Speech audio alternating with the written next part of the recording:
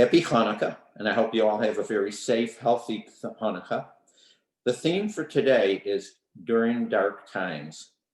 Hanukkah comes during the coldest months of the year when the days are short and it's often very dark. And throughout our history as Jews, we are a people who have often faced very dark times, times when we prayed for miracles. And miracles like we had during the age of the Maccabees. I have a story for you by Rabbi Jonathan Sacks of blessed memory about miracles. A long time ago, in a small town in Europe, there lived a very wealthy man. He was a Jewish peddler, and he was the wealthiest merchant in the whole town, but most of the people in the town were very poor and lived in deep poverty.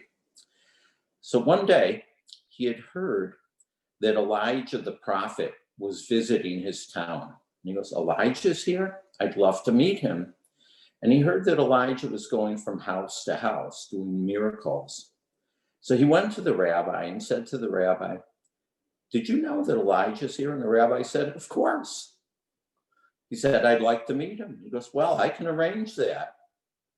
And he gave them an address and said, "Tonight, go to this house, but don't go empty-handed. I want you to bring a chicken, some fish, some vegetables, some potatoes, a challah, and some wine, so that you can all eat with Elijah."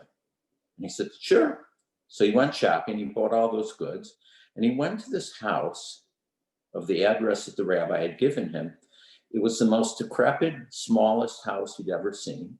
And when he got there were 6 children dressed in rags. They were very poor, and he had never seen people this poor in his life. So he gave them the chicken and the fish and the bread and the challah and the fruits and vegetables and the wine. And they ate it, and they waited and waited and waited for Elijah, but Elijah didn't come. And he goes, "Well, maybe this was a mistake." So the next day he found the rabbi again and said, "Yesterday you gave me an address, but I didn't find Elijah there." So the rabbi said, "Well, let me give you a different address. And again, bring the same things." So he brought with him the same food and wine and challah. And he gets to the house, and it was even smaller and poorer than the first one. And the children were more ragged and looked more hungry. And he gave them the food, and they cooked, and they all ate together. But lo and behold, Elijah didn't come. And this went on day after day after day for 7 more nights. And each night he'd bring the food, and each night Elijah wasn't there. So he said, "Let me try one more time." And he went to the rabbi again, and the rabbi gave him one more address. He went to this house, and of all the houses, it was the most decrepit.